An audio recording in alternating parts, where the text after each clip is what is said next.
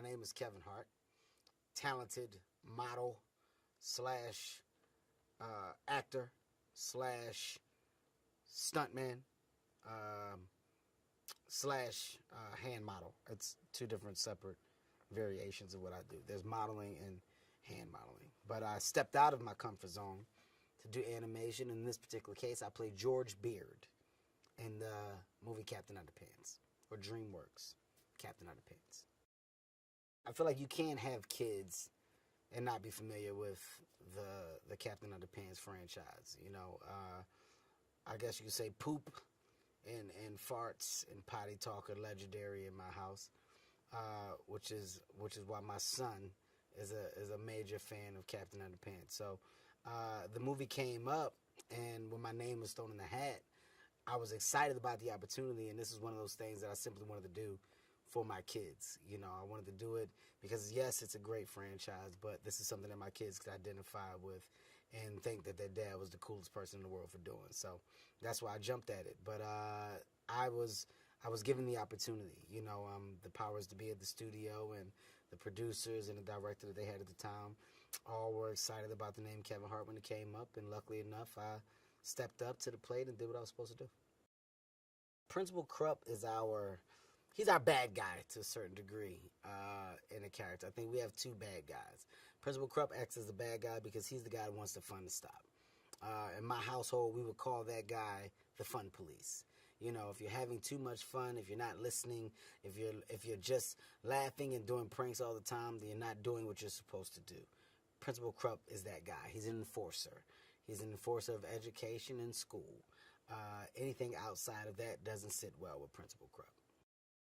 Underpants are always funny. You can't go wrong. And the guy that pulls his underpants up right below his chest, I think that's area for automatic laughter and jokes.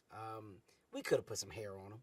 You know, we could have, but we chose not to. So it's not bad. I applaud it. It makes me laugh every time I hear the tra-la-la-la, and every time you see the guy with the underpants in a hero-like stance. You know, you're making fun of your quote-unquote cool superheroes that do the underpant with a tight and a cape, a la Superman, Batman, Robin. You know, you've seen those guys before. So this is a truncated version of a guy that's in practically, it looks like a diaper to some degree. It's a diaper with a cape, but it's cool. Ed Helms brings so much, man. Ed Helms is a very talented, funny guy. You know, I think he's definitely been in the business long enough to know what to do to enhance a character. He didn't do anything to take away. Everything he did was add. And the cadences and the nuances that he brought to the character help amplify Captain Underpants into the guy that he is on screen today. You know, and the same with Principal Krupp. Ed Helms did a great job of the back and forth and just the transformation from making a separation within the two identities that this one character had. We never all were in the booth together. You know, we were never able to play off of one another, but I was able to hear the work that they did prior to me coming in, and, you know, I would assume that they were able to do the same. And when you see that the cast members that you have are all bringing their A game, they're all coming to work prepared and just having a good time with the, I guess you can say, with the process of evolving your character. I can say that they all did an amazing job. David and I had great chemistry. You know, I think a typical session was going in and going over the lines and letting David stay true to this process. You know, David likes to get it. You know, our sessions was about getting what we needed and walking out of there confident that he had everything that he needed to go and execute the scene the way that he wanted to execute it.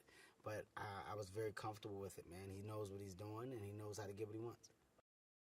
The most fun part about making the movie, seeing the progression of the character, you know, seeing it start from a black and white sketch, and then pieces of color added to it.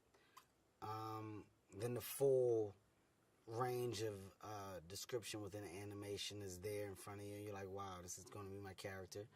And then you get to see your character animated and moving gradually. You know, you start to see things pick up. You start to see your facial expressions that they've taken. Literally, the building of the character to me was the most interesting part. Like that's what I loved. I love seeing George come to life.